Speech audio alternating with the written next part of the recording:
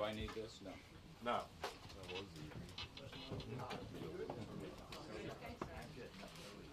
So the question about supply and demand. This is going to be very boring to most people here, but I appreciate you asking the question very much. A couple of hundred years ago, one of the great French economic philosophers, I commend him to President Macron, Jean-Baptiste Say, created something called Say's Law, which essentially argues that production creates consumption, supply creates demand.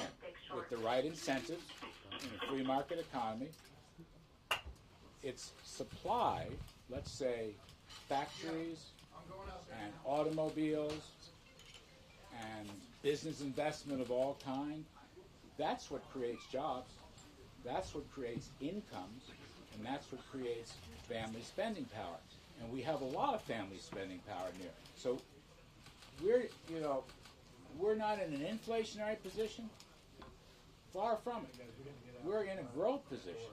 And these things are, very valuable. We've waited a good 10 years to move back to 3% economic growth in real GDP. A good 10 years. And we're seeing numbers coming in that are as good as, anything we've seen in several decades. So no, I'm not at all concerned. I apologize for Jean-Baptiste Say. He wrote in the early 1802, 1804, just 2 weekends ago, I communed with him to make sure I was on the right track. And Mr. Say said, stay with it, Kudlow, stay with it. So Larry, what's your reaction? What's your reaction to the market fall today? Amy was asking this question earlier. How many paychecks is this going to go for the workers that are affected? And you also said you expect a snapback. This is the longest shutdown ever. Why do you think it's going to snap back? It's going to snap back. That's the way it works. Look it. I don't want to belittle it. No one likes the hardship that people are having to shoulder. I understand that, including myself. I have young people on my staff who are concerned, so I get that. I don't want to dance away from that. But I will also say we are predominantly not a government-run economy. We're a free market economy. So when the government reopens, and I'm not here to negotiate or any such thing. When do you think that'll be? I don't know. I'm not going to make a prediction. It's up to the president. I'll have one more on that in a second. You will see an immediate snapback. That's my view.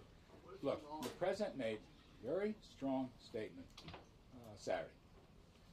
And we're waiting for the Democrats to come to the table and shoulder their share of the negotiations. Okay, we're waiting for them. He made a very strong statement.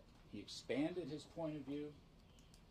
But with respect to border security and the wall, with respect to the social problems, the drug problems, the criminal problems, you know all about this, the economic problems down at the border, we have solved this. He's 100% right. We have to solve this. Really, the fate of the nation hinges on this. This is a pivotal moment. So, while I will acknowledge there are hardships, I will, absolutely. Nonetheless, the principles at the southern border, involved in the southern border and elsewhere, the whole immigration story, the DACA story, these are things that should have been solved by Congresses years and years ago, and they're both, Democrat and Republican parties. It's time. It's time. And he's put a very strong statement on the table. And it's time for the Democrats to come negotiate with it. What if you don't snap back? What if you don't snap back? What if you don't snap back? You're talking about the hardships, and you talk about. Let's go back to the national economy. You say it will snap back as soon as it's reopened. But what about those who are suffering hardships, who are in jeopardy of losing their houses, the next paycheck, this second paycheck that doesn't come? What about those who can't feed their children? The individual household pocketbook. Tell me about that. Listen, you're right. Okay. I don't like hardships. Once the government reopens, these resources and opportunities will come back, literally the day of. So I don't want to belittle that side. I want to acknowledge you're right, but I'm saying, as seen this before, there will be a snapback immediately. That's my sense. You may disagree. I appreciate that, but that's my sense. But let me add to this. The other hardships down at the border. All right, the whole issues here related to border security and the wall, the human suffering, the law breaking, the economic suffering. This is a tremendous disruption to the border economy in a lot of the key places.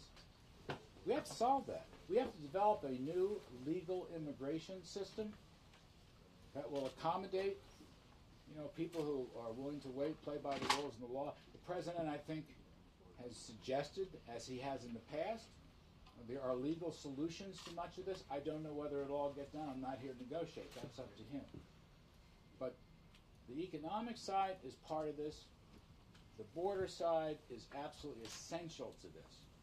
We are seeing, human security is at risk down there. Anybody who's Larry, they say that's fiction. So I'm going to stay with that. I think he's absolutely right.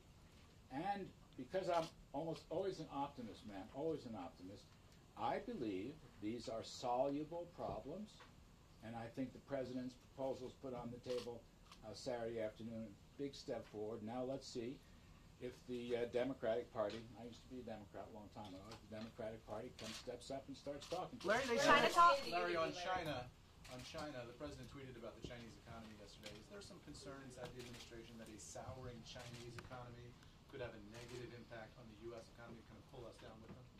Well, no, I don't see pulling us down with them. But the Chinese economy is slumping. I've been saying that for a heck of a long time. I guess I was criticized for it 4 or 5 months ago, but it turns out now that's a consensus point of view. The Chinese economy, by the way, some of it because of our aggressive actions on tariffs. I think some of the economic slowdown can be attributable to that. The president wants to make his point and punctuate it, and he has. So now we're at the table, which is a good thing. But let me just add to that a little longer view, at least my judgment.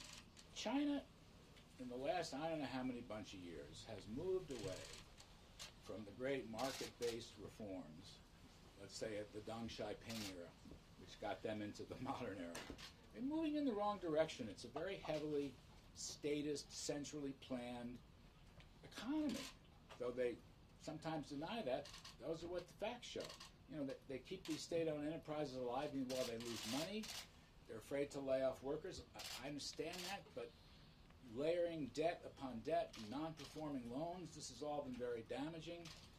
Capital has been leaving China, et cetera, et cetera. So in many ways, they are to blame. Now, having said all that, again, as an optimist, we're saying to them, if you play by the rules, whether they're structural, technologically related rules, or tariff rules, or non-tariff barrier rules, if you open up your economy and let Americans come in, we will have a huge flood of export sales across the board, whether it's energy or agriculture or industry or you name it.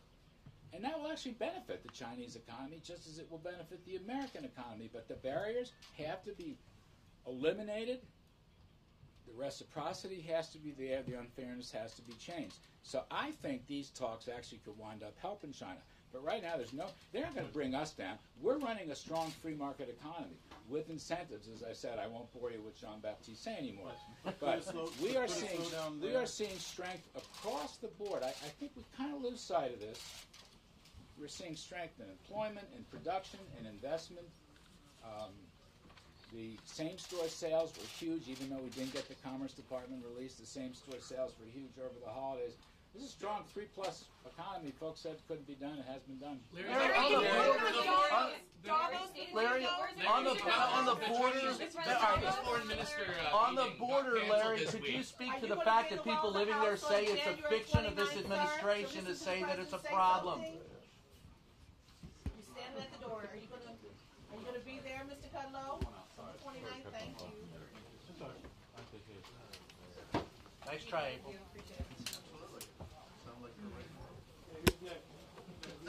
I think we should do all of it. Is